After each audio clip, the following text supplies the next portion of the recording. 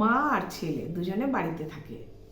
তা মা একটু বয়স্ক হয়ে গেছেন, ছেলে তখনও বিয়ে করেনি। তা মা আর ছেলে দুজনেই বাড়িতে থাকে। ছেলে মাঝে মাঝে অফিসের কাজে বিভিন্ন জায়গায় যেতে হয় ছেলেকে। তা মাঝে মাঝে ওই জন্য ছেলে বাড়িতে থাকে না, মা একাই বাড়িতে থাকে। তা ছেলে কি করে, পাড়ায় যদি কারোর অসুস্থ বা কারোর কোনো অসুবিধা হয়, ছেলে ছুটতে সেখানে চলে যায়। সেই বিপদের থেকে তাকে কিভাবে সে রক্ষা করবে সেটাই কিন্তু তার কাজ, ছেলের কাজ।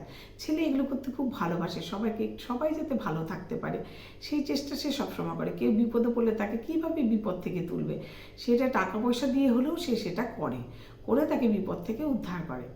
তা মা জিজ্ঞেস করে, কেন রে তুই এরকম সবসময় সবার বিপদে ঝাঁপিয়ে পড়িস? বলে, মা আমরা তো মানুষ, মানুষের পাশে দাঁড়াবো না? এটা তো তুমিই শিখিয়েছো মা, মানুষের পাশে দাঁড়াতে হবে। আমরা সবাই মানুষ, মানুষের পাশে দাঁড়াতে পারলেই তো আমরা মানুষ। তখন মা বলে, হ্যাঁ বাবু, একদম ঠিক কথা বলেছিস বাবা, তুই সবার বিপদে এগিয়ে যাবি, এভাবেই মানুষের পাশে তুই থাকবি, আমি তাই চাই। তা যাই হোক, এরকম একদিনকে ছেলেটা রাত্রে বাড়িতে নেই, মা বাড়িতে একা রয়েছে। মা বাড়িতে একা, ছেলে বাড়িতে নেই। তা মায়ের সেদিনকে একটু শরীরটা খুব খারাপ করেছে। তা মায়ের যখন শরীর খারাপ করেছে, মা ছেলেকে ফোন করেছে যাতে ছেলে কাউকে ডেকে ডেকে দেয় সেই জন্য। তো মা যখন ছেলেকে ফোন করেছে, ছেলে আশেপাশের বাড়িতে ফোন করে তাদেরকে জানিয়েছে।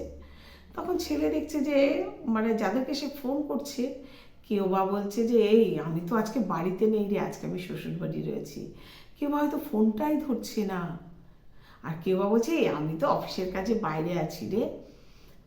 তো এরকম এক একজন এক একটা অজুহাত দেখিয়ে তাকে এড়িয়ে গেছে। সে তখন ভাবলো, এ কি মানুষ এরকম হয় কি করে? আমি যাদের বিপদে এত দৌড়ে যাই, আর আমার মা আজকে অসুস্থ, এরা কেউ এগিয়ে আসছে না একটু।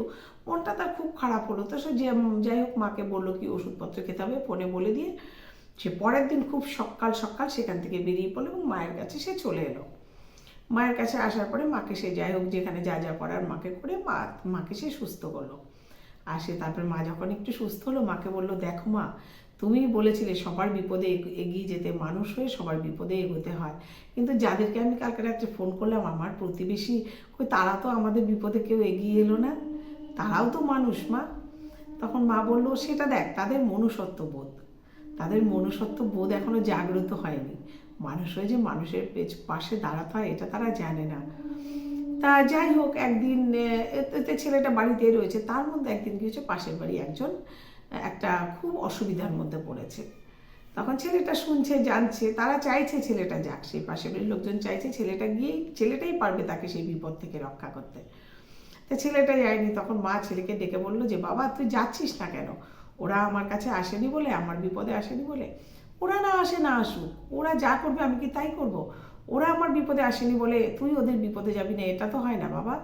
তুই তোর কাজ করে যা, ওরা যা করে করুক, দেখবি ওপরওয়ালা তোর ঠিক ভালো করবে, ভগবান তোর ঠিক ভালো করবে।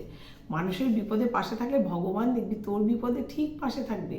তুই যা, তুই ওদের বিপদ থেকে ওদের উদ্ধার কর। তা মায়ের কথা শুনে ছেলে গেল আর তাদেরকে সেই বিপদ থেকে, ও ঠিক যেভাবে যা যা করলে তারা সেই বিপদ থেকে উদ্ধার হতে পারবে, ও ঠিক সেটাই করলো। তা মায়ের এই যে ছেলের সঙ্গে এই যে কথাটা বলা ছেলেকে, এটা কিন্তু অনেক বড়। মায়ের এই কথাটাতেই যে মানুষের সঙ্গে মানুষই থাকে বিপদে, মানুষের বিপদে মানুষই পাশে থাকে, এই যে কথাটা, মায়ের এই কথাটাই কিন্তু ছেলের ভেতরটাকে জাগিয়ে তুললো। সেই জন্যে কিন্তু ছেলে এগিয়ে গেল। তাই প্রত্যেকটা মাকে, প্রত্যেকটা বাড়ির গুরুজনদেরকে, ছোটদেরকে এই শিক্ষাই দিতে হবে যে মানুষের পাশে দাঁড়াও, মানুষকে ভালোবাসো, তাহলেই জীবনটা সুন্দরভাবে এগিয়ে চলবে, আর ভগবান তাহলেই মঙ্গল করবেন।